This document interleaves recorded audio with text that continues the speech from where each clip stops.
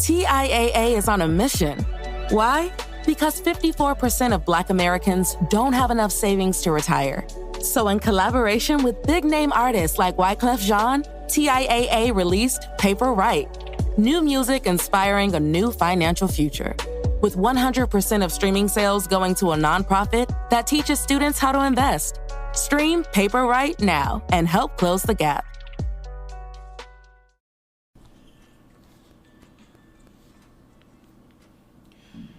Welcome back. Today's Tuesday, January 23rd, 2024.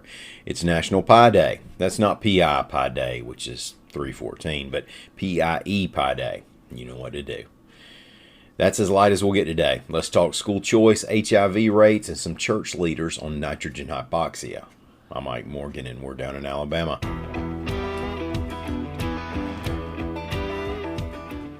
With the State of the State address still a couple weeks out, Alabama Governor Kay Ivey has already indicated that an education savings account bill will be her priority for the upcoming legislative session.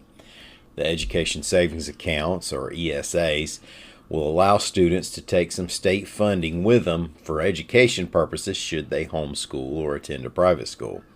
Now, she didn't lay out specifics of the legislation she'll back, but speaking with Ivey at a National School Choice Week event at the Capitol was State Representative Ernie Yarborough, a Trinity Republican who said he'd introduce a bill in the House. He sponsored a failed bill last year that would have placed $6,900 per year into an ESA for students who sign up. Now, that amount's supposed to be around the annual cost of a student attending public school.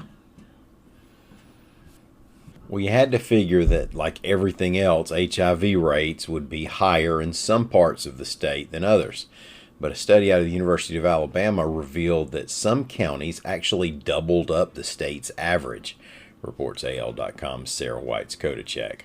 And that's a state that is way above the national average. The study didn't reveal causation, and although the state's hotspots are in the Black Belt, the rates don't appear to be strictly proportional to the poorest or least educated. Now, here's what the numbers look like. The national HIV Medicaid claims rate, which is where they got this data, is 11.5 per 100,000 residents.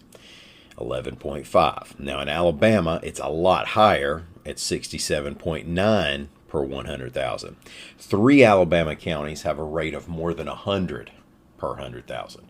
Dallas, Perry, and Lowndes counties, with Perry reporting a whopping 224.72 per 100,000. Now, these hotspots point to rural and heavily Black populations. Study author Dr. Karen Johnson believes that access to preventative HIV drugs, in some cases the awareness that they exist, is affecting the local HIV rates. What would be the nation's first execution by nitrogen hypoxia is scheduled for Thursday at Holman Correctional Facility in Atmore.